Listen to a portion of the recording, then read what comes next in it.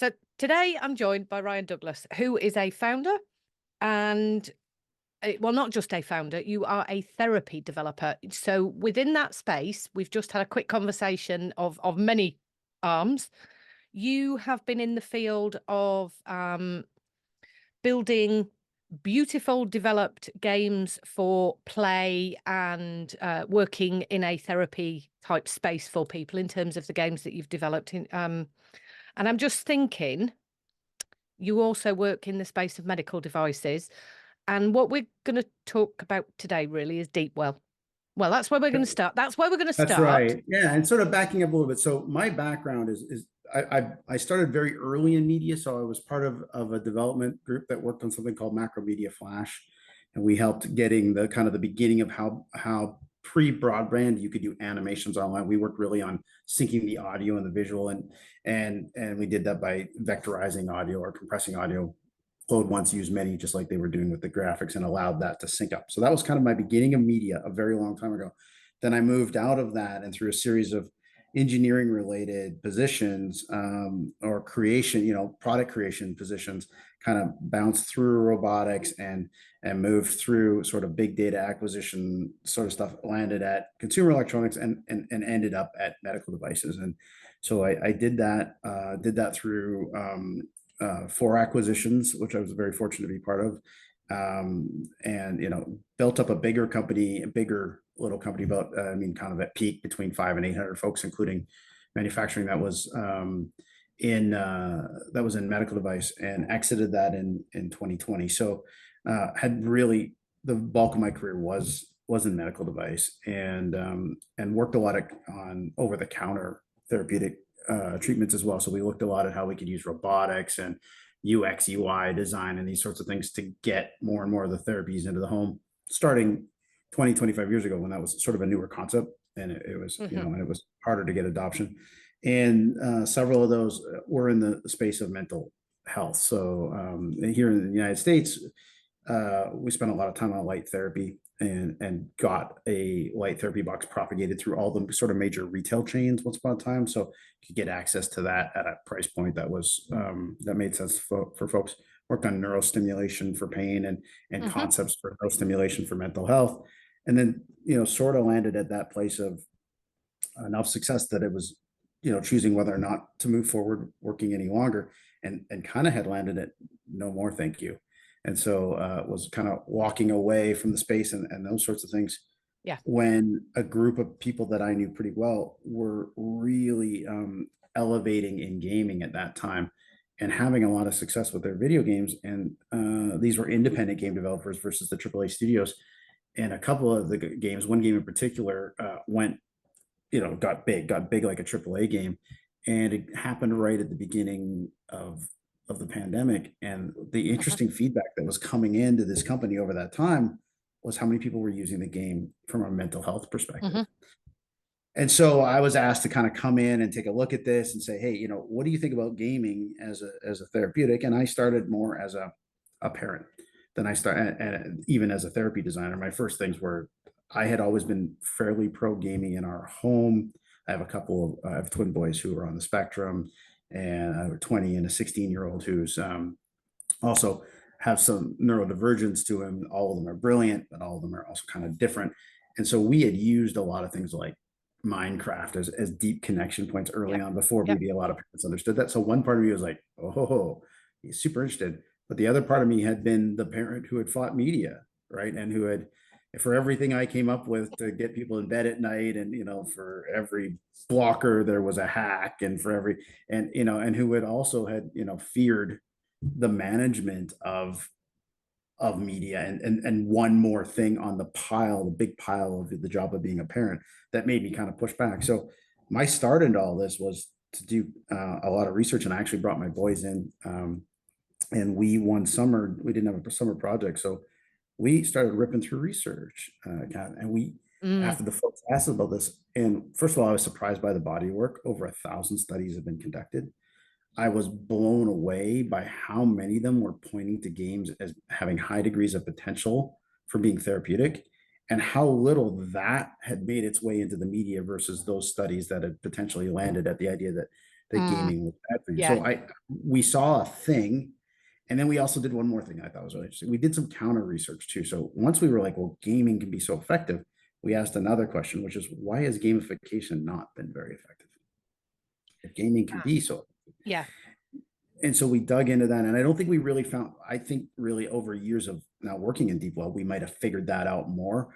I think early on, we weren't really sure what we were seeing, other than we could definitely see this initial trend in gamification, which was those folks that created the games, those folks that had spent 50 years developing the entirety of an industry, and those that were probably the best at it for the most part, weren't often involved in the truest form of the deep core development in gamified things. So they were asked to come on in the periphery and gamify something. So we knew there was something there. We knew there was something there, and we learned a lot more about that over time. But all in all, what we bounced into was this thing that really kind of got me super excited, which was games could be this very effective therapeutic. And, they had potentially done a lot of good for mental health. And they had this Venn diagram that we had looked at my company. We'd commercialized a lot of medical devices quite quickly, and people thought we had secret sauce. Yeah. But actually, our secret sauce was to look when something was affordable, accessible, and had the potential of compliance, where we could see that Venn diagram. We were like, oh, that one. We'd focus there. And that's what the games looked like. Affordability, I mean, we can, no, I don't mean for everybody, but when you've got over 3 billion people on a gaming platform, on platforms or having on technology, or with the ability to game, or 67% of the population on the internet, it's like, okay, well, it does show that there's a level of affordability, clearly a huge amount of accessibility. And then you're looking at these games, and when you think about compliance, can I get you to do it? We might have been, I'd never seen anything more compelling. The question was, I mean, could we go from compliance to compelling people to the point that they wanted to do it? So it looked like a really exciting opportunity and overlap, and the timing was clearly necessary. Here in the United States, the rates of anxiety, stress, and depression we looked at data from grade 8 to grade 12, and it was going over 50%. And the way it was being represented was in some really, these weren't just I'm depressed. These were like scales and levels of worthlessness, scales and levels of lack of interest in living, things like that, precursors to suicidal ideation. And those numbers were, kind of going through the roof. So it felt like a time to jump in and get involved. So that's a long intro, but that's how I was just thinking, oh my goodness, I've gone through so many different questions. This happens a lot when people are talking. I'm like, and I could ask them that, and then I could ask them that. I really need to write down what I was going to ask. No, I've forgotten. I'm going to do this one instead. Okay. So, right. The first thing I want to really address here is it's not the phones. So I'll just go with that anxiety, because that was one of the points that you talked about in terms of the level of anxiety. And I think the reason I wanted to kind of zoom in on that one, or to use a tech phrase, double click on it, is because those levels of anxiety are not the lower levels that are being reported as being attributed in some way to, this idea of technology, is it? That is real distress. Yeah, absolutely. And I think that, listen, it's sadly what we don't want it to be. It's complicated. We don't want it to be complicated. We want an answer. And as a parent, I don't want a dissertation. I want an answer. And if that answer happens to affirm what I already believe, right, which is restraint from things that seem like you're having the most fun are probably better for you. Like, as soon as we land there, we want to put a check mark next to it. The problem with that is it turns out that the human mind is structured in a way that it does its best learning and growth through play. Always has. I mean, we don't, and as a net result of that, and then you've got these games created by an industry that might be the best observational behavioral scientists we have for the last 15 years. They've figured out how to do all sorts of things. So you've got that complication. The next complication you have is, and this is true of anything powerful, and often as a therapy designer, when people ask me to decide whether or not I would work on something, or I would look for whether or not something was truly therapeutic, because a lot of people proposed a lot of things, and some of them just didn't hold merit. So one of my first tests, and I used this for light therapy early on, is on the boundary conditions, do I see harm? in extreme cases of use and lack of use, what happens? And light therapy is a great example of this. Light all the time, well, that's a torture. Yep. Light none of the time, circadian entrainments are lost. Sleep patterns are confused, and you don't actually function in a way that you can competently get your body's clocks. And they're not one clock now. We figured out clocks for the body. Yes. They need to synchronize. We need to eat when we're supposed to eat. We need to think a certain way when Hmm. we're supposed to Hmm. think. We need to go to a bathroom at a certain time, and none of that. So in those boundary conditions, harm from something as simple as light. Same thing with like exposure to light. No exposure at all to natural sunlight. Vitamin D deficiencies and computational deficiencies and stuff like that. A lot of light, sun cancers, burns, all those kind of things. So in there, we then start to recognize power. And then what we look from there is, what are the boundaries by which there is therapeutic application? And so if there's a lot of margin between harm and still being powerful and meaningful in those areas, you have therapeutic potential. And that is what we see at the highest scale in media. And so it's scary because it doesn't work like just turn it on or just turn it off. There are some things that are vitally important, and they can become very, very powerful and very, very effective. And just like in food and nutrition, some of it's counterintuitive, like Yep. in play therapy, for instance, some of it's counterintuitive. And on the other side, there are things. I mean, can you do harm with media? Absolutely. Oh I yeah. mean, Yeah. the country you're in and the country I'm in, I believe we can change regimes with it, right? That's what it looks like when it's totally out of control. So yeah, it's such a big bag, and to just go, hey, that phone's the problem. Well, this What, is, yeah. Oh, I mean, this is exactly what we're doing at the moment, isn't it? Is there's no understanding of what harm really is being done or being carried out or resulting in it, and that's that nuance that you're talking about in terms of. So I'm just thinking this smartphone or social media ban is that's where people are trying to remove something, but actually it's not removing all of the problem, which could cause this is like trying to take half a splinter out, isn't it? It's not actually going to result in what we're aiming for.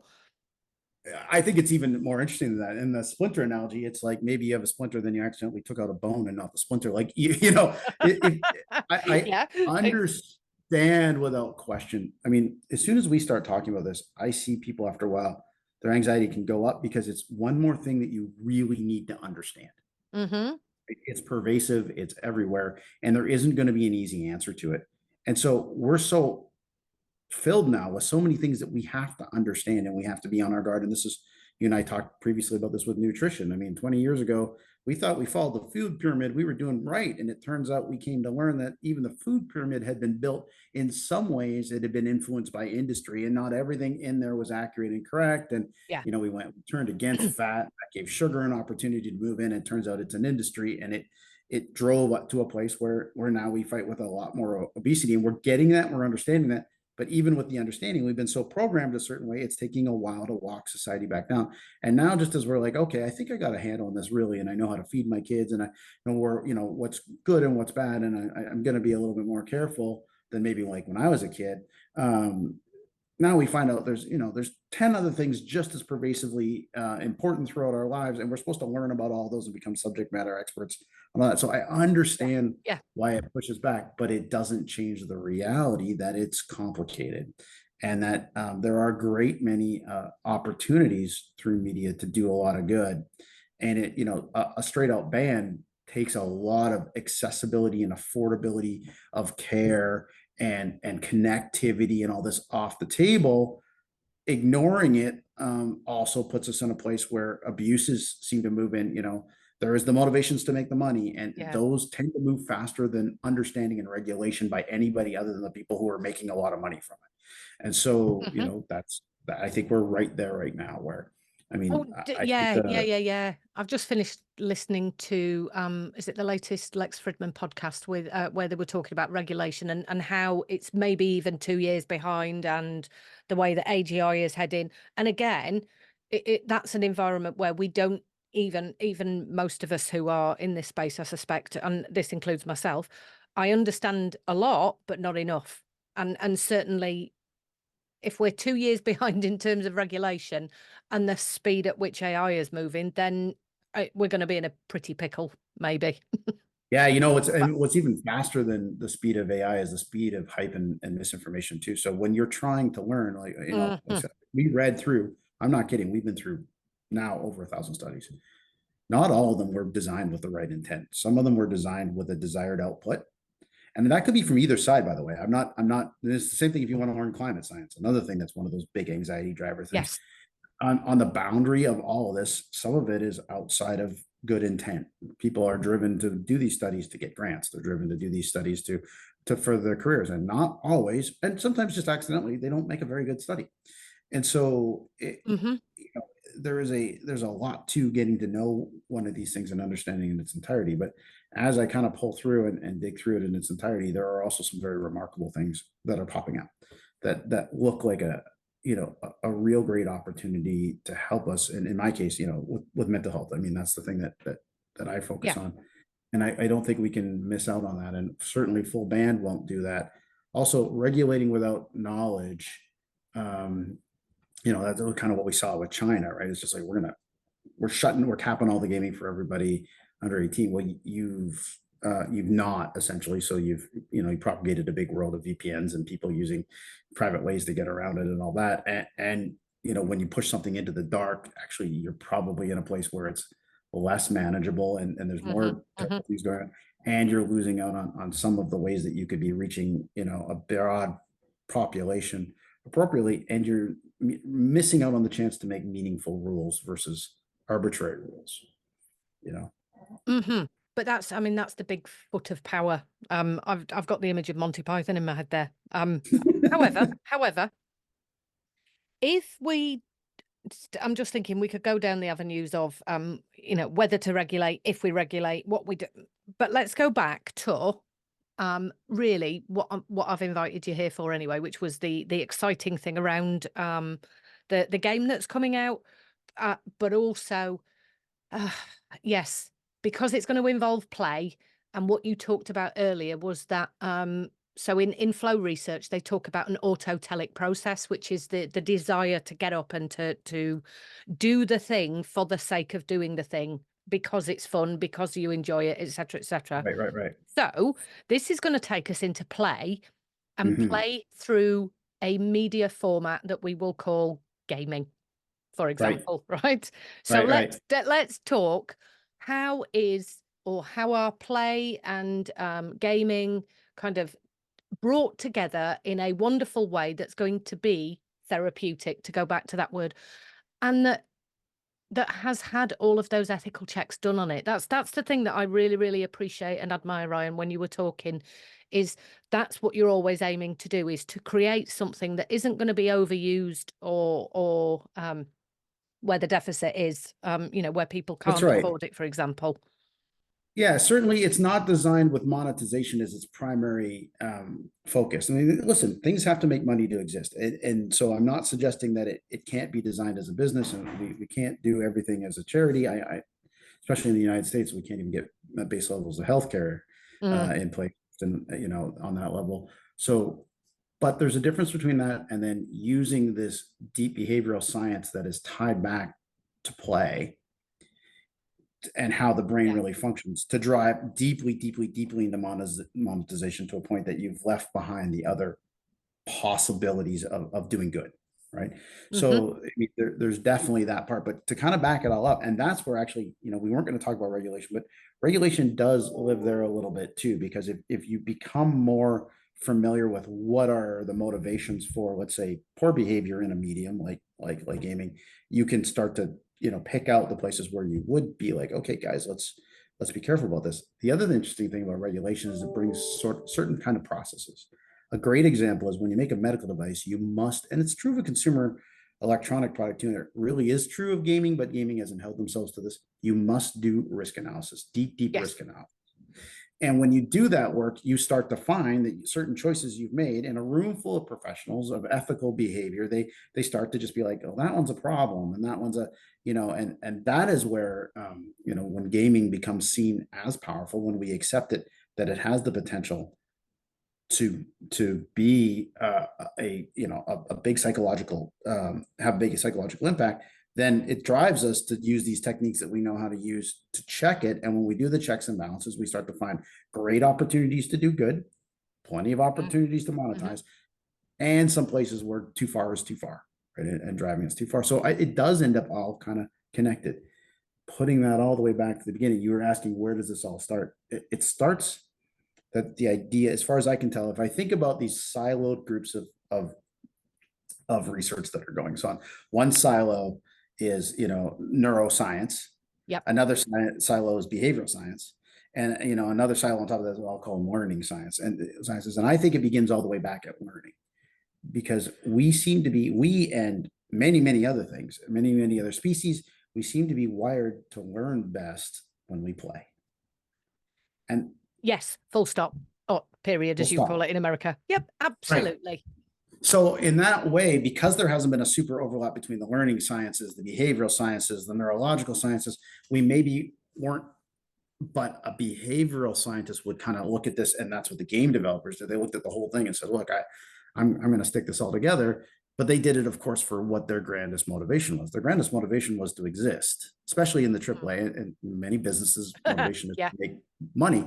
What's really cool is there's a big subfraction of gaming called the independent gamers. And they seem to be, though they want to make a living at this, so again, they're going to try to sell you their game. They are also super motivated to tell you a story, to engage you in an experience. And so that's where we started to see some really interesting overlaps as well, right? And so it was when we looked at all that research together that we started to say, look, if I have to understand where the primary motivation here is, it's that we learn best when we play, and we are most neuroplastic, and we have the highest opportunity to adopt new behavior out of a play mechanism. And so it turns out that this medium can be really powerful, right? And so that's I think where we start. And obviously I work with children in a play format in terms of in the therapy room, and certainly the work that's around, well, all of the literature that's around children's play and the way that they learn also seems to be the same stuff that I see in the world of, now I know it's often called intelligence research, and this is the space of like Scott Barry Kaufman and creativity. And I really love the way that throughout his career, he's actually moved into a place now where he's talking about transcending and post-trauma growth and humanistic principles. And all of those principles are sitting right at the very bottom of all the children's work in terms of the literature. So it's a complete no shit Sherlock. This is what the learning and play has been showing since time immemorial. What I get really excited about was we had this idea for the longest time that you learned best when you were a child. If you had to learn social constructs or how to do something hard like walk, if you look at somebody trying to recover from an accident as an adult learning to walk versus a kid learning to walk, or language or these sorts of things, you were best suited. Your brain was most ready and most sponge-like and most ready to convert when you were a child. And now the research is leaning towards the idea of, no, not really. I mean, the connection is that back then you were deeply imaginative and you were hardwired to play. And we don't teach our kids to walk or teach the alphabet through hard work. It's play, and it's a reward mechanism. Now what's really interesting then is kids early on are very wired to their parents' faces, their parents' facial expressions, and their parents' approval. So what is the big dangling prize at the end of taking 5 steps? That glowing look on your mom's face, that outreached hands, dad holding you high in the after this has happened. But we can continue to get that sort of response through play. I mean, and when we do, we start to see the neuroplasticity changing. We see people becoming much more adaptable to making new neural pathways and making them preferential. We're always making new neural pathways, but we got to choose these ones over top of the ruts that we've got ourselves into. And that can happen through, this play mechanism can accelerate that adoption. And so when people talk to me about changing the kind of mental health that we work on, I mean, right now we're working on a product for stress, and then we're working with the agency down the road. We'll be talking about depression and anxiety, but we're not really working on schizophrenia and bipolar. That's another world. And so what I talk about here, a lot of dealing with your stress, anxiety, and depression is really about changing your mind. So what I mean by that is you get a piece of stimulus and we want to catch you in a pre-cognitive state, landing in a place where you are more likely to think something different than what you were thinking that got you into that rut in the place before. Does Yep. that make sense? Absolutely. Yeah. And so with that, and this is what this medium looks so powerfully capable of doing, right? And then what, as we studied and got deeper into it, what was amazing was to find how many of those learning constructs, which of course are play related, turned out to be so well integrated with gaming. Right. And that was a kind of a shock or surprise, but it shouldn't be if you think about it. It's sort of a natural conclusion. But we studied these various constructs and we looked at the things that, when we talk about stress, for instance, what is it that games can do that, that would suggest that you could de-stress in the moment and that you could then have, that you could get a greater level of resilience. And, this is things that games have been doing by Yeah. accident for a long time, right? Distraction, relaxation, motion components, competence, agency or control, driving in levels of social, connection and community stimulation, all the way to the point of haptics. These are all things that really get your brain to fire in a certain way and can get you to adopt and have new ideas. And that was, of all of the research, the most interesting is when we talk about mental health, and this is not necessarily pain or some of the other places where gaming can be used, but when you talk about mental health, to date, the most wildly therapeutic games have been accidentally therapeutic. They're not the gamified therapies. They're the Animal Crossings, they're the Tetrises and things like that. And I'm just sitting there going, for the listeners that are coming in at this point, or the listeners, viewers coming in at this point, actually, I'm going to send you back to all of the podcasts that I've done with Rachel Coer, Gamers Beat Cancer, and Gamers Beat Cancer came around. So this was a charity, or it still is a charity that I'm involved in. The founder sadly died last year of the cancer that he had. And this whole charity came to fruition because gaming helped Steve escape his cancer treatment. It helped him escape what was going on at the time. And what we've come up with as the concept within that Gamers Beat Cancer is the gift of gaming.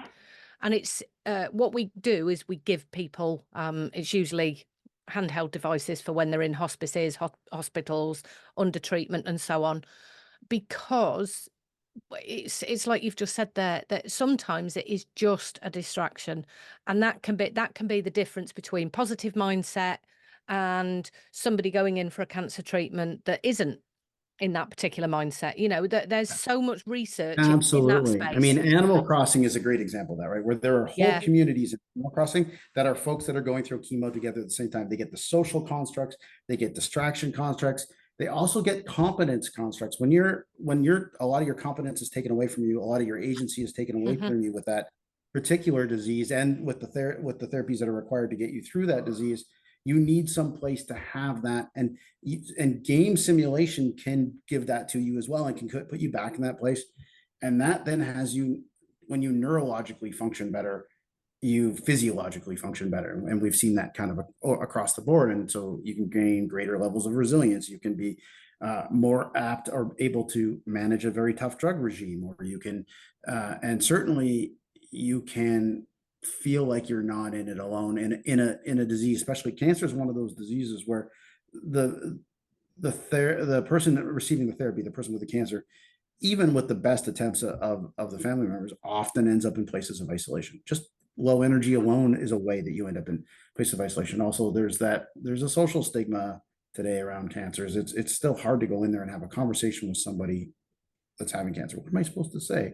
Do I want to talk about this? And there is that idea, as human beings, we start to separate ourselves from someone who's going through a thing like that too, because we want to find, and I mean psychologically, we're always trying to find out what they did that we aren't doing so it wouldn't happen to us, or what did we do that they didn't do. And all of that, someone who's going through cancer, they can feel it. And as a result of that, you get these social levels of isolation, and certainly these communities can mean everything to these folks. So there's so much there. And that was really fundamentally, like, early on when I started doing this, I was super excited because I'm like, oh no, this is a therapy delivery mechanism. Look at this therapy delivery mechanism. Then we kept going, and it became really clear that oftentimes it's the therapeutic too. And now Yeah. we're landing in a place of like, there's other companies. This is not DeepWell, and it's certainly not tied to the game that we're going to be putting out at the moment. But there are, they're looking at using games and using digital therapeutics to be able to reduce your pharmaceutical doses, to be able to change how you respond to a procedure or a medical device. And that's that bigger world that DeepWell talks a lot about, which is immersive medicine. This idea that it's going to get to the place where this is deeply integrated with the rest of what we do. The way nutrition is going that way now. We Yeah. we can see that these various elements are all having particular impact on us. And if we can arrange our nutrition, our medicine, our media, our social, we have a more rounded individual, that individual is going to have a higher likelihood of being not only me having success from treatment, but treatment designer being more treatable. Being more treatable sometimes means you need less dose because we don't have to push through a immunoresponse, a reactive immunoresponse, or a different way by which you are resistant to that therapeutic. So there's a Yeah. lot that's starting to bake here together. It's going to take a long time to understand all of it, but it's been a really great journey for us as we've, this first game that's going to come out here on the 13th, and the folks that got involved in doing this have been amazing. And that, we've looked at thousands of researchers' work. We've also looked at a lot of game designers' games, right? And that's where we came to really value the game design itself and the methods of game design, that they really mattered.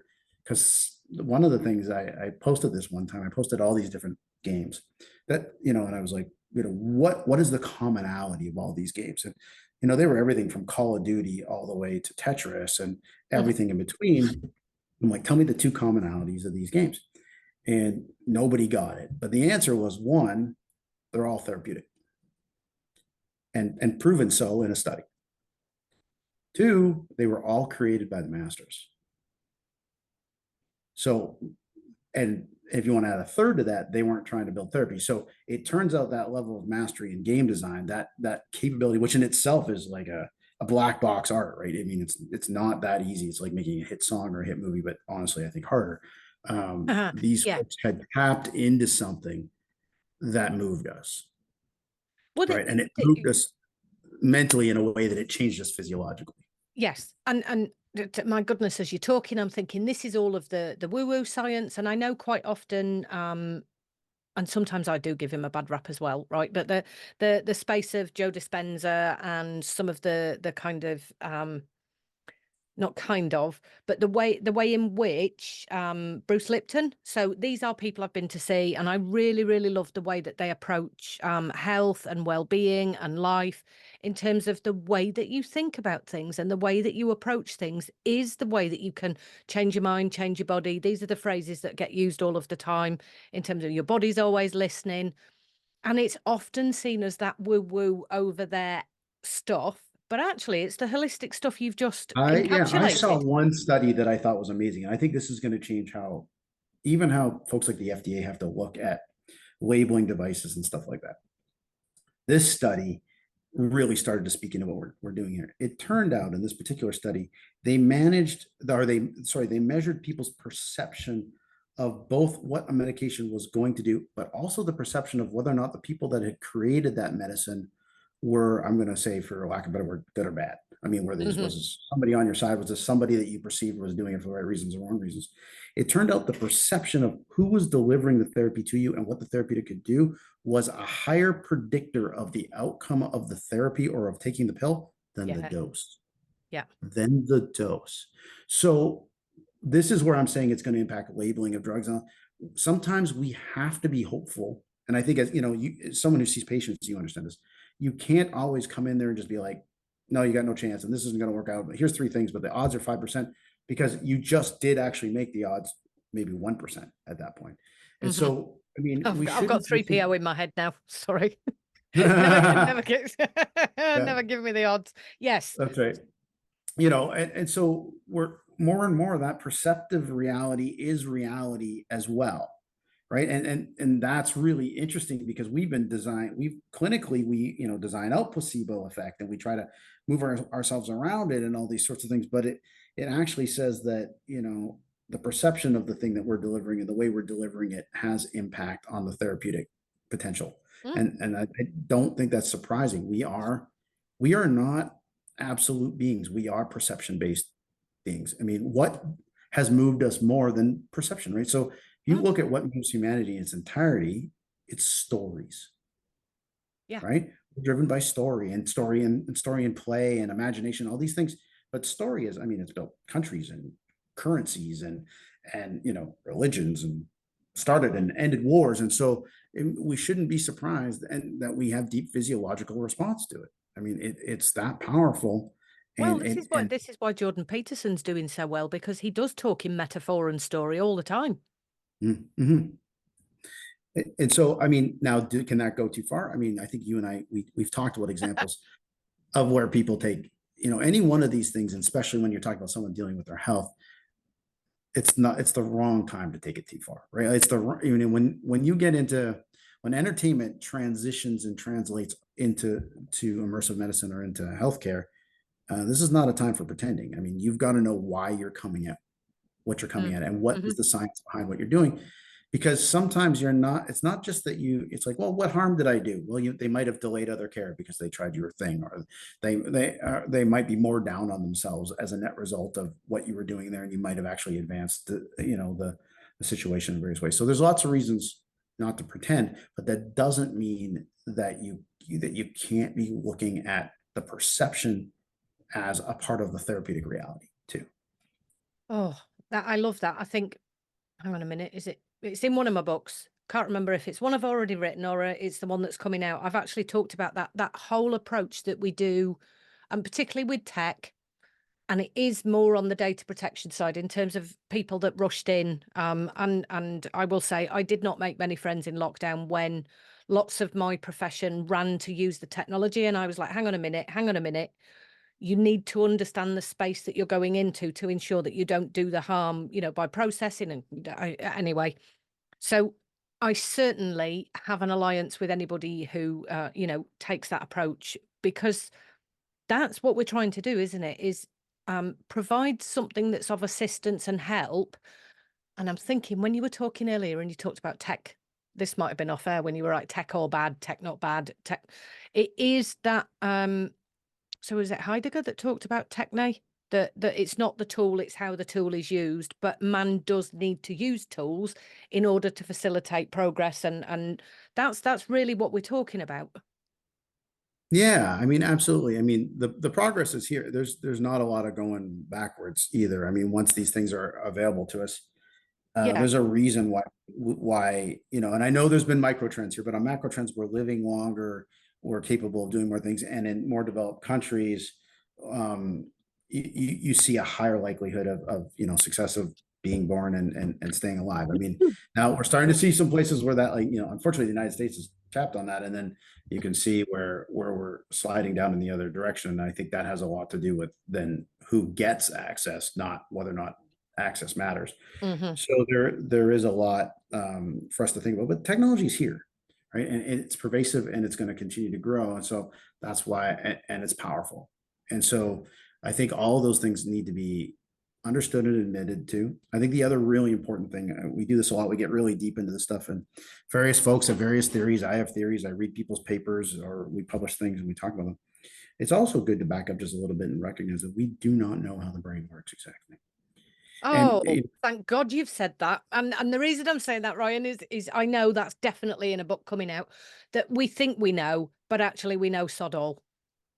And that was really where I found that the game designers were under empowered too, that they didn't think of themselves, they thought of themselves as toy makers, or some of them as manipulators or builders of the scourge of the 21st century. Um, and so when we blended this team of all these doctors with all these really cool game designers, one of the first things that we had to educate from the medical side is that we didn't know how a lot of our stuff worked exactly. Hmm. I mean, the beginning of the light therapy work that we did was before we even had the melanopsin detected in the eye. That's the thing that Yeah. there's a photoreceptor in the eye that has nothing to do with vision.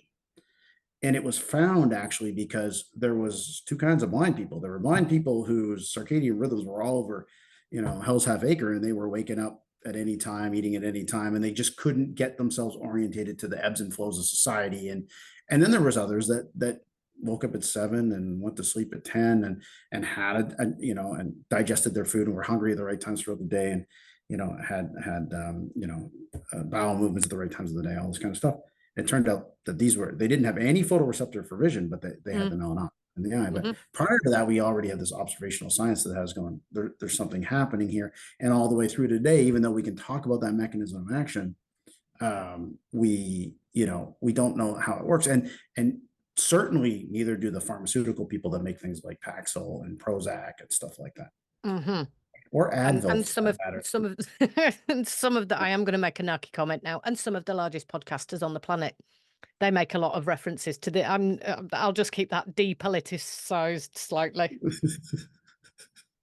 do you mean you don't have friends? I don't know what you're talking about.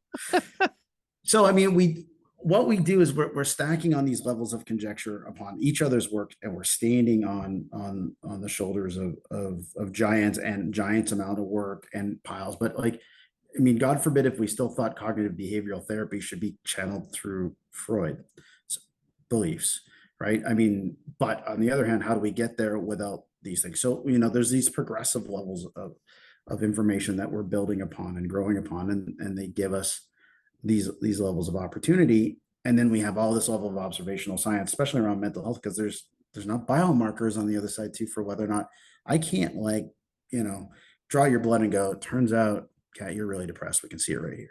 Yeah, there it is. Well, I would say people would be starting to talk about SNPs in that space, which is, and it's incredibly difficult when I hear people doing well, you see, it's because you've got this particular metabolite or you've got this particular pathway and SNP. And I'm like, but it's a little early for that in its else, entirety, right? And I'm just going to go, Theranos. So let's be careful about what we say we can do with people's blood, because it might go to jail, and deserves at least so sometimes. So I mean, it's just not. But I'm saying it's not this definitive today. If you're going to put a new pharmaceutical on the market, or you're going to put a new medical device on the market that has to do with mental health, you're going to be using surveys, and you're going to be asking people perception, and then you're going to be measuring that against the answers of millions of other people in these instruments that have been calibrated to do our best to figure it out. So we've got this unclear way of measuring this thing with this unclear mechanism of action, and then this observational group of science all the way around it. So we're doing our best to figure it out. But meanwhile, I mean, you'll run a study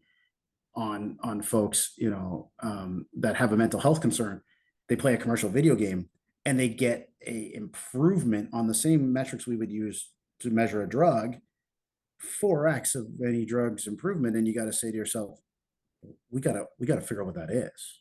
Right. And that's the stuff that's really drawing us in. It's not that we get it in its entirety. And there are common constructs we can see throughout these games. And there are things that lend themselves to the learning sciences, the things that lend themselves to the neurological sciences, and really greater understanding of behavioral science all the time as well, which I think is the one that is the hardest to move the needle on.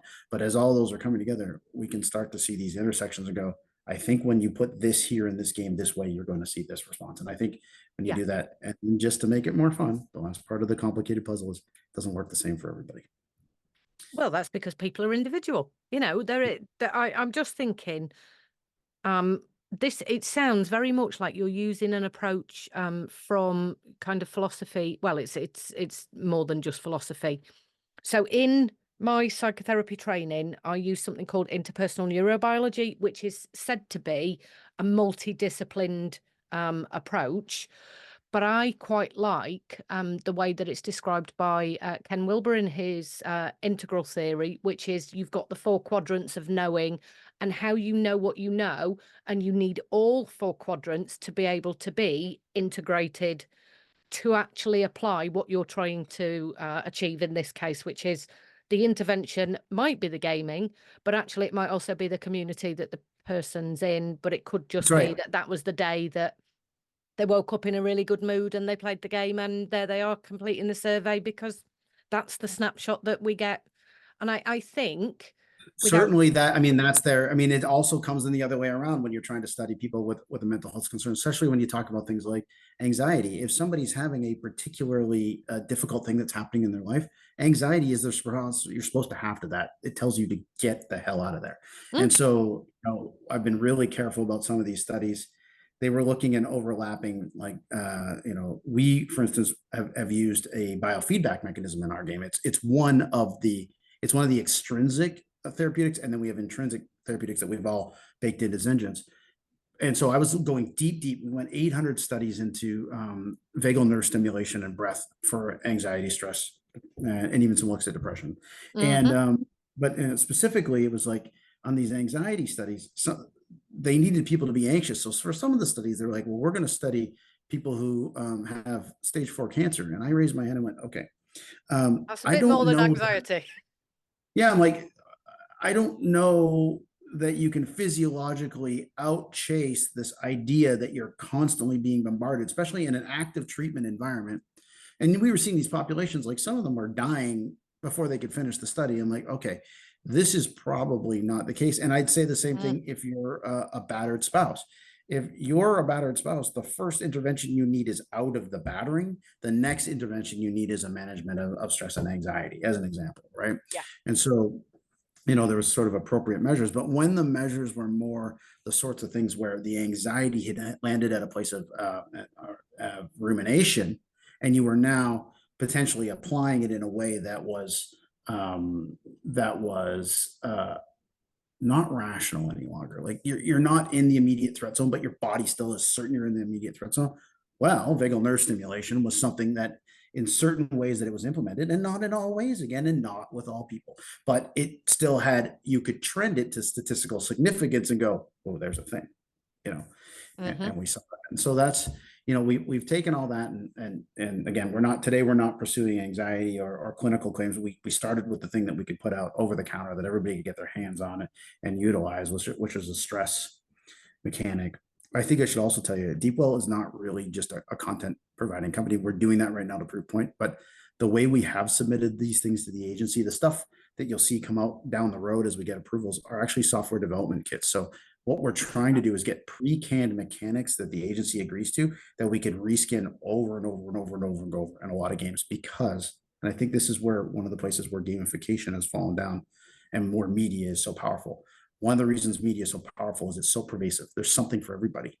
But every time there's a therapeutic game, they bring the silver bullet approach. It's like, well, this is the game that will solve ADHD. It's like, well, okay, if we're leaning on this idea to start with, for at least for therapeutic delivery, that you're deeply engaged and becoming very dopaminergic while you play it, well, how about the fact that we don't all like the same stuff, or we don't all play for the same reasons? There's no way one game is going to do that. And what happens if it doesn't work? And what I happens mean, when it then ceases to? then you haven't played the And game. also it's going to cease to work. I mean, if if it was the key was to build the best game ever, and then that game existed in its entirety, Pac-Man and Mario would still be at the top of the heap, right? Because they're amazing. And people love them. You can take a new generation and play them. But the point is, we need to keep releasing titles, just like we keep releasing movies, we keep releasing music, because we can't just do the same thing all the time and get the same neurological response. It doesn't stay there. So, DeepWell's core thing is actually more about, building toolkits and building ways that we can make a lot of this media. And get it understood that it has therapeutic potential, and get it understood more and more, categorizing it in a way that we understand who to give what to. That's what we're really doing. We're starting by putting this game out in the world. And the game designers I'm going to do this quickly if I could. Our medical advisor. We need to talk. We need to talk about the game, because we've been going for our chief medical officer. Yeah. Our chief medical officer is Dr. Sam Browd. He is in the States here. He's like a renowned neurosurgeon and neuroscientist, and pediatric neurosurgeon, and has been working on these things. He worked on concussion early on and play early on and all these kind of things as well. Our head of our medical advisory team is Dr. Lisa Marin. She's a psychologist, and she ran and created the program here in the United States at OHSU for psychology. I mean, this is someone that's deeply involved with that. Our two physiologists, PhDs, are Austin Peck and Dr. Marie Porter. Dr. Porter has been doing all of her work on video gaming and physiological responses. Like, that's all of her PhD work all the way along. Austin was one of the first people to ever commercialize a therapeutic. So this was a rehab, and I think you guys have these in Europe too, where treadmills that also have games in front of them, and there's they move around. So he was one of the first people to put that in. We have Dr. Julia Scott, who is brain scientist and all this kind of stuff. She's really about what's going on neurologically in you at a moment, what neurochemical is happening, what's here, what's firing there, and that kind of stuff. Then we have Dr. Justin Sitzma. He's our foil. We brought in someone with us. He is more of a philosophy of science, and he did a lot of what if you're wrong.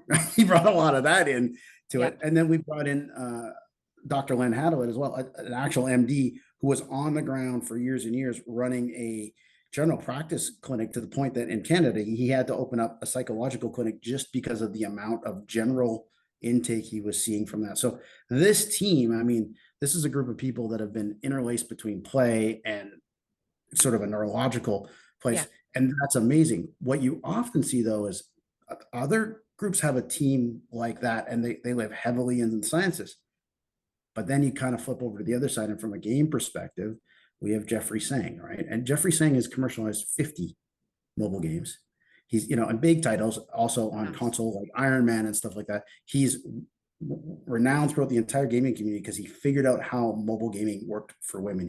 He created games called Design Home, another one, Covet Fashion. These are now a $2 billion industry that EA owns. This was not about reskinning a game for women. And what he's amazing at is that game wasn't for him. He became the next level game designer when he started being able to build things that weren't for him. And so we really, him as our chief product officer, because it's like, well, if you're not the audience, how would you have this? Over in the UK, Shahid Ahmad, who's been building games since the Commodore 64. He was a big part of Sony PlayStation over there. He was a big part of Sony PlayStation doing all the indie movement, tons of titles. He's been a big part of this. Yen Wang worked operationally for us. He's literally the guy that built the first shooter game ever, Descent. This is before Doom and all the rest of that. He's been hanging in there. Wow. And then he was in the back end of World of Warcraft the whole time, running Asian operations at that point. Mick Buckmiller was an art lead at Bungie. Laurent Levine was special effects for The Matrix. These are the people that showed up that we put together with these scientists. And here's the real key thing. We decided as the scientists and the therapy designers and the engineers that we had to work in service of the game developer. We thought that was the fundamental flip, because without the dopaminergic state, without the play, all of this falls apart. So if you put it in a hierarchy of needs, the first thing you got to be doing is having a great time. You're going into joy, play, So if you're going into a game for mental health, first of all, it's going to be harder for you to have a good time because you're already having a mental health concern. And then if you're in there looking around for the therapy, you're certainly not going to get into the flow state and all the rest of it. So you're going to know you're entering the game for mental health.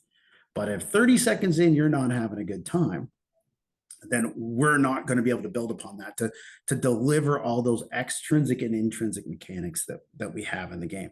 And so that they did this thing that I was blown away by. So in the gaming world, I think this to be true. And it's, someone that publishes books, you're kind of as good as your last title. So Jeffrey took all of this thing that he's done in the past, and he did one of the bravest things I've ever seen. He advance released the game when it wasn't ready to go. And he let people get in there and start playing it. And he let them tell him what they liked and didn't like. He's been through this cycle now for over a month, and we got a hard launch coming on 6/13. You're going to be blown away by how much the game is already morphing and how much he wants to keep doing this. So we have this really amazing vocalization mechanic in the game where we actually get you as a wizard to make these sounds and these hums, and they make you more powerful. Turns out that when you're humming, we can set your breath pattern as well, because you can only make a hum when you're breathing out. And so we ended up, now this is one of what I'd call, we have about 8 deeply embedded mechanics in there that have a lot to do with motion construct and all that. But then he took that and he made it so in some of the, and it's also, I'm going to tell you, it's a shooter game.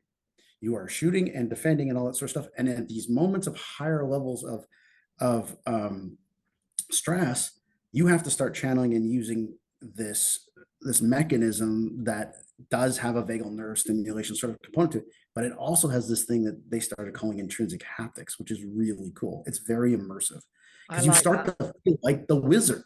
I mean, does it make sense that if you're this mage and you're fighting through, these wraiths and you're trying to power your way through this, that you'd start to feel it within you. And this is what happens. Even though you're Mm. not running a spot, we don't have huge motion components. It's not like a supernatural sort of thing, but there's definitely the dodging, the weaving, the moving, the processing, and all this. And then we're asking you to take this make this deep noise, and you can feel this resonate through you. I'd never felt more like I was in reality. Well, what Like happens a in that wizard, moment? like you weren't the wizard. Yeah, you become. Right. So now check this with the learning sciences part. That puts you deeply into simulation, which Mm. if you're highly dopaminergic and now you're doing something, and that feels very real, your brain, this is one of the reasons play works so well, your brain does not distinguish between simulation Yep. and reality in these Yep. moments of learning. And so these become preferential neural pathways. This worked for me in this moment.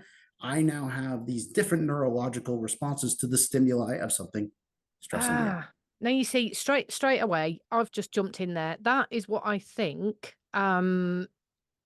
was when Super Better came out, that was the intent behind it, wasn't it? Is you can become, for example, let's go with wizard here. You can become the wizard that's going to take on the bosses in your life, which are Mm. representative, metaphorical of, yeah, it's not the same. It's not the same because you have to be able to go, oh yeah, my boss is a bit of a dick. Right, I've got to imagine him as the dragon. Yep. Right, I'm now going to bring, it's too late. It takes too long in That's terms you of, got it. Too late. This is again, you go in there knowing what you're in there for. But if we're not just playing you right, if the mechanics aren't just playing you right into the situation, exactly. It's too much metacognition. Metacognition is really the antithesis of what you're looking for.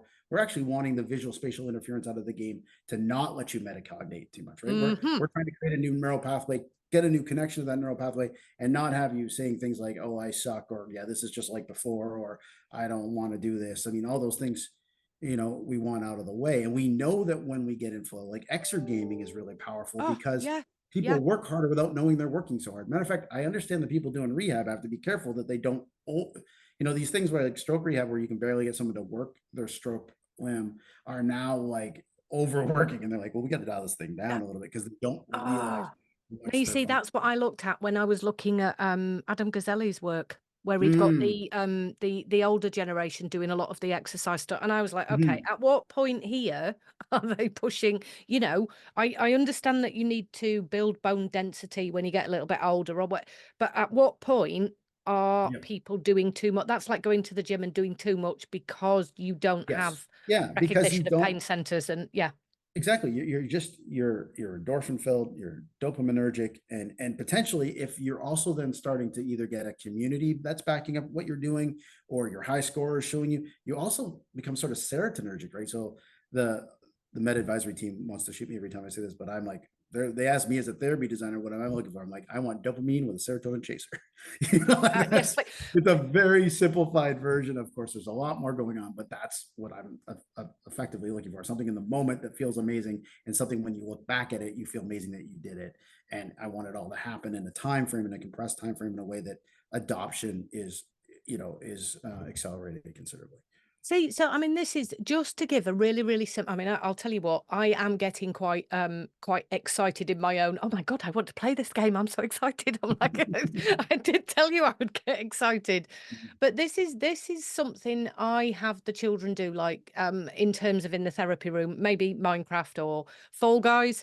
Love it when the children are playing Fall Guys or Fortnite. So Fall And Guys, by the way, is that game I was talking about at the beginning of the conversation. That was the title that came out that first had, the folks that had done that were like, look what's happening here. And that was from Devolver. Devolver Digital wasn't known for their heartfelt approach to gaming. And so it was really Mhm. interesting that this came out and it was having such a deep impact. So Fall Guys is exactly that game. And it's hilarious. And there's varying degrees of ability. Mine is very low on it because I'm laughing. I'm usually laughing, right? But one of the things I get the kids to do when we finish the session is go out and talk about how successful they were, because what I'm doing is exactly what you were talking about there. It's not just playing the game in the moment. It's the afterwards. And I finished Fortnite, Mom, and I got a crown. And and the mum's like, I don't know what they're talking about. And I'm like, yeah, this is Yeah. exciting, join in with the fun. Yep.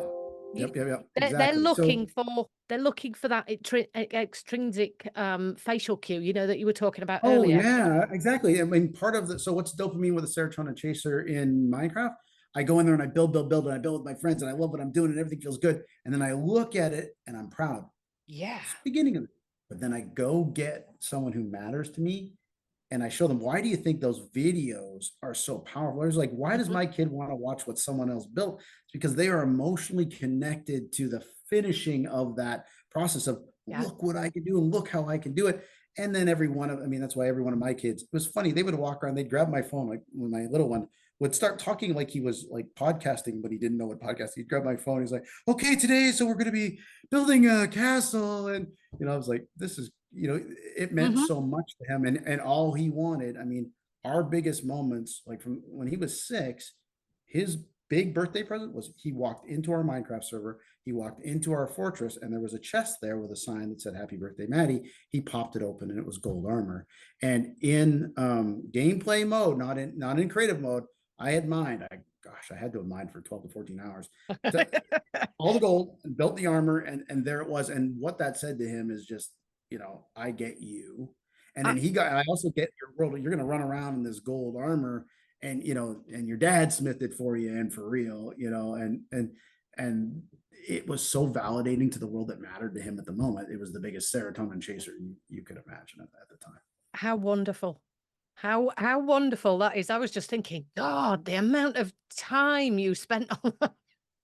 Yeah, I used to but fly a that lot back and forth to Asia, and I was doing it back on those days. It was so long ago. I was doing it on mobile, and mobile used to work. The nice thing about mobile is you could disconnect, and it would still let you go. So I remember sitting on this airplane, I'm mining for hours, and the person next to me is like, "What is this guy doing?" And you've like got an addiction. You've got madly, an addiction, needs to be in a clinic. madly digging for hours for this ridiculous, not real element, but very real response. I was digging, what I was digging for was the ability to show my love right on the highest level, and connection. Ah, that's why it's absolutely wonderful, right? And I hope people can understand. I know that people might not know what we're talking about in terms of mining. Why were you mining for that long? In terms of, yeah, then you have to get the crafting table, then you have to go. This is not an easy exercise that you went through in order to go from thinking the idea to the production of it for your son to come in on the Well, server and and imagine open this it part up. too, Kath. I used the skills that they taught me to do it as well, and that was very affirming. Think about that reversal of role. Oh, Yeah, and that's another big part of that as well. I mean that in community and stuff like that. I, when I say simulation matters, I don't even know. I mean, simulation of competence, which is could truly be seen. If you're a gamer, being good at a game is not simulated competence; it's competence. mm, And so, you know, and in this and in a world too, when we talk a lot about stress, in a world where we can't often complete, and it's really hard to get competent in something, and it's very hard to hold on to agency. I mean, think about your world, or I mean, even your job, or let's say that you want to get something done with one of your patients and their child. You need the parent to buy in, you need the kid to buy in, you need to have the right equipment the right amount of time. It's yeah. really hard to put a check mark next to things. The thing about these gaming environments and the competence and the agency and the completion is we can go check, and that's, again, what are we talking about there? We're talking about a big serotonin chaser to a big dopaminergic state. So, Yeah. there's lots of reasons why I'm excited about this medium. The other really cool thing, we have such an active participant of people that have bought the game and driving in, that the thing that's changing rapidly and is going to keep changing is the credits to the game. Our players are actually getting listed in the credits, the ones that are going deep. And I'm saying things like, you don't see this often in games. There are core levels of the mechanic where they came back and said, I don't like this feel. And JT and this team are literally changing it on the fly. And I love that approach where they said, "Listen, this is a brand new mechanic. This is a brand new way." There has never been an action video game for mental health before, and certainly a shooter. There hasn't. Nobody's built that. There's been lots I of video can't say games. I know of one. Yeah, and Not at so all. I mean, and then on top of that, to add a biofeedback mechanism that is a toning mechanic. We had there was no way for us to game test enough internally for us to find all of the different ways that people would be trying to do this, interpreting it, understanding it. Think about it, this is like a brand new button on the joystick, right? That's on the bottom somewhere that you didn't even know was there. And so we have to, and I was, what I loved about his expertise is he's that level of expert that he's like, I'm such an expert, I know that I'm not an expert about this. And that's the Hmm. thing. He's going, even with this hard launch coming on the 13th, it's an invitation to start being part of and being really heard by a development community who are, you know, top level AAA capability folks, and this huge cohort of amazing neuroscientists and neurosurgeons and psychologists and psychiatrists who are all listening to and going, okay, what do we know here? Because remember, the majority of these games that have been good for you from a mental health perspective have been accidentally so. And what's Yeah. happened is almost every time we've tried to then translate that into a gamified thing, it hasn't panned out the way we want it. And that doesn't mean for everybody. And I'm not saying that gamification doesn't work. There are experts in this, and I don't want to knock down an entire industry. But I'm saying in general, it's not one of those things that we've been able to put in a bottle and say, you know, do this, do this, do this, and you're going to get this result. Yeah. So I'm floored to be part of a team that is this intellectually curious and brave at a time that, you know, when we need to be to go out and do this thing. I love how you flipped it in terms of the like the gaming community, because I was just thinking the more you were talking about the way the people are feeding back, that I mean that's effectively co-regulation in terms of we're telling you what we like and dislike, and then you're meeting our needs, and that's producing a game that's going to have the ultimate outcome. And for me, I'm just like, this is so harmonious. It's pretty meta layered. It's Like when you start to see so that, yeah. yes.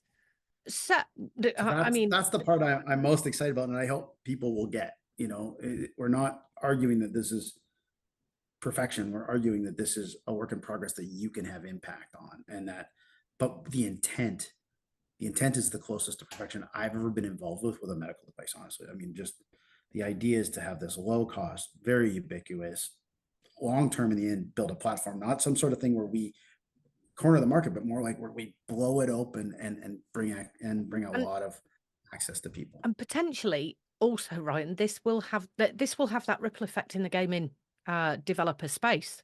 It's got to have, because people will be like, well, we want to do some of that, and we want, because that's Yes, the but thing this about is where also we need the medical community, and we need here in the United States, we need people to stand up and start recognizing that these games are therapeutic. Because here's the thing: if you're a really good game designer, you can make a lot of money making a game.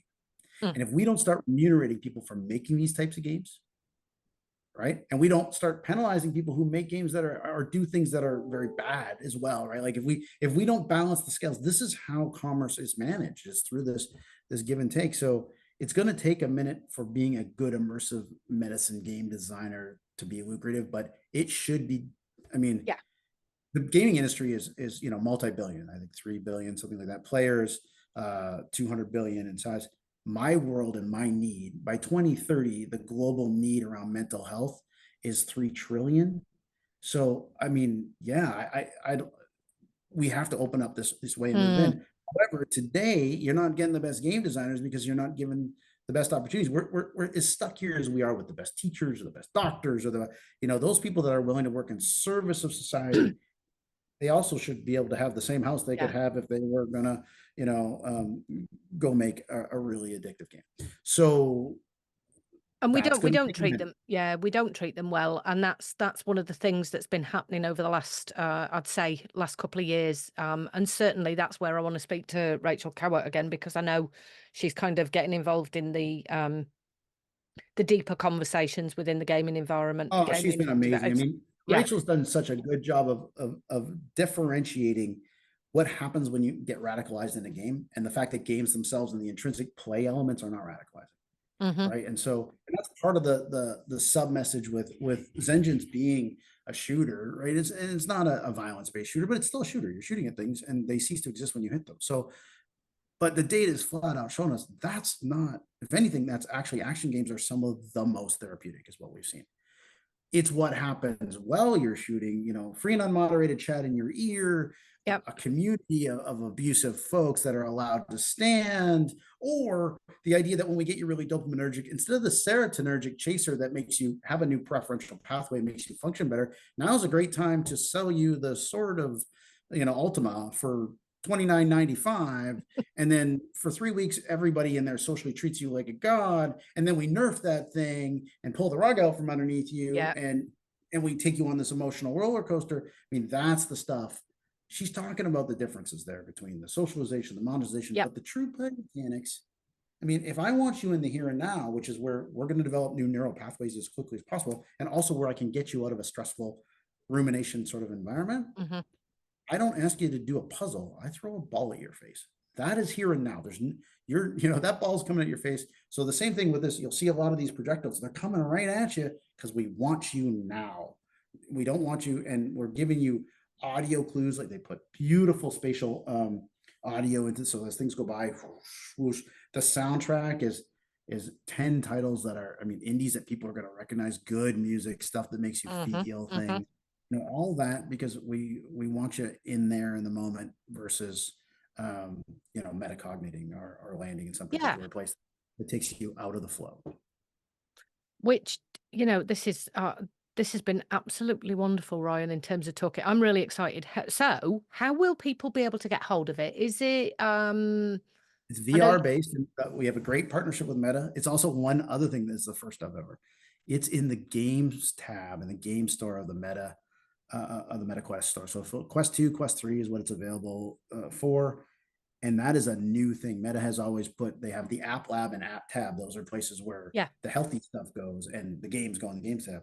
They put us through a really rigorous situation. And they also recognized that we were going to go live and iterate, and they backed all that up, which was an amazing support mechanism from an organization that, I think it's a Mm-hmm. big company, and there's a lot we can talk about socially, and there's things that we don't like and things that we do like. But in this case, they really jumped in with both feet and supported this as a game and are helping us push through on a launch. And we're super grateful for that. So that gives us the most reach we could possibly get in the smallest market in gaming, which is VR.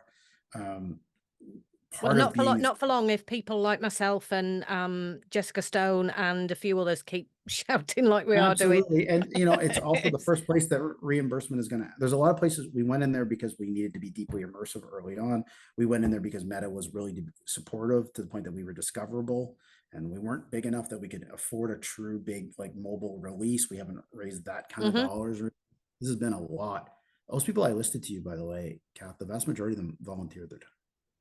Hardly, I mean, if you could see how Wow. small amount of money we've gone through comparative to most of these companies, this is a group of people that really believe in what they're doing, and they've come together to put this thing out there. And They've that's, put it out. yeah. Yeah.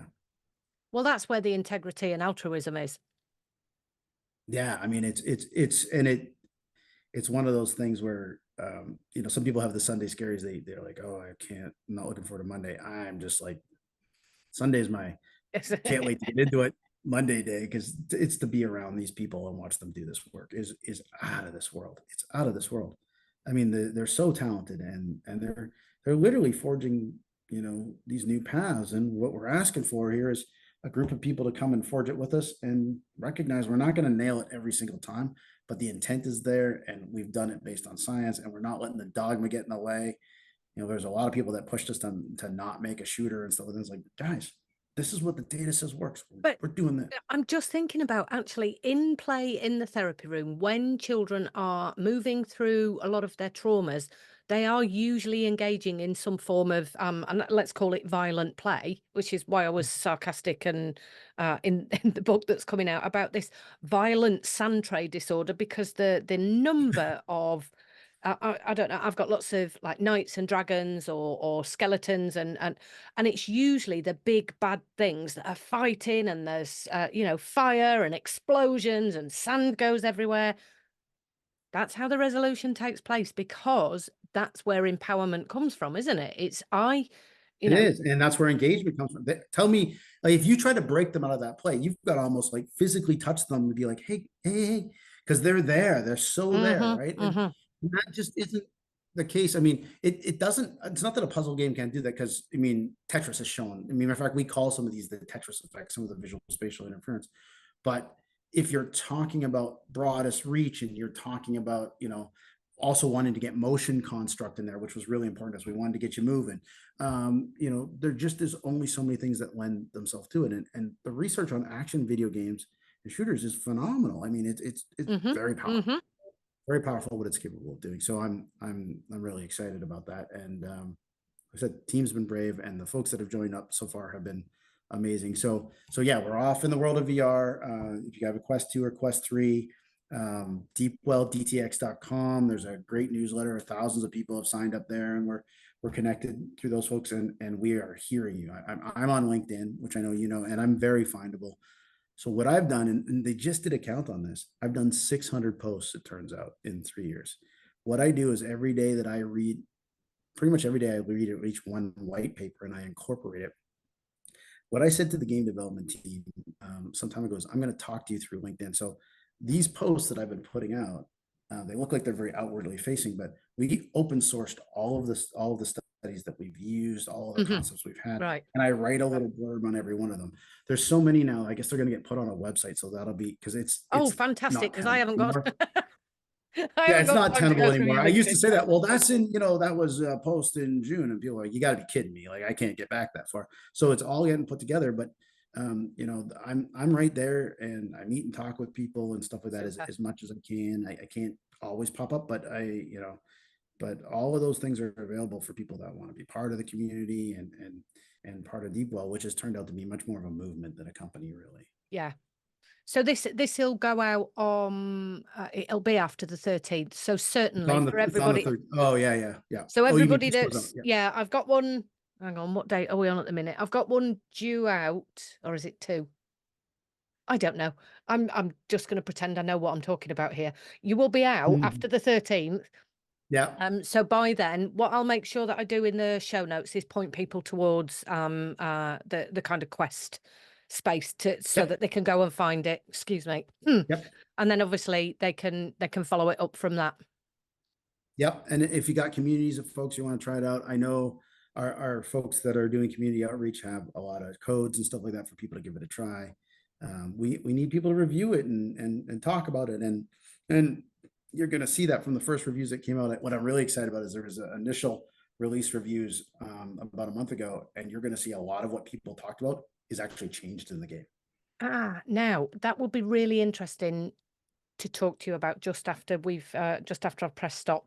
So what I will do is say thank you very much for being a guest and making me so excited. I don't know about anybody else. I don't really care at this point in terms of I'm now really excited to be able to use this actually in the therapy office because I do have the VR headset. So thank you so much for your time, Ryan. It's been an absolute wonderful ride. Just just to end, is there anything you would like people to know or where to go in terms of where to find you?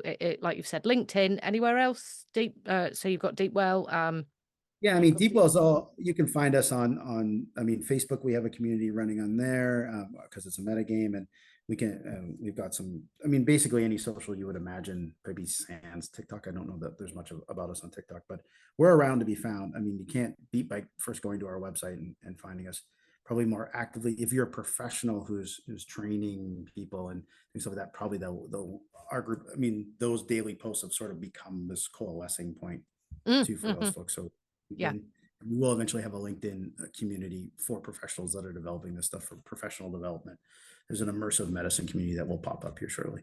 Yeah. Last thing I want to say is thank you for the interest and the work you're doing, the books. I mean, your level of dedication and education here it's really helpful. It helps tell the story. Well, there's one to be written about VR now, and I know exactly which direction I'm going in. So Nice. thank you.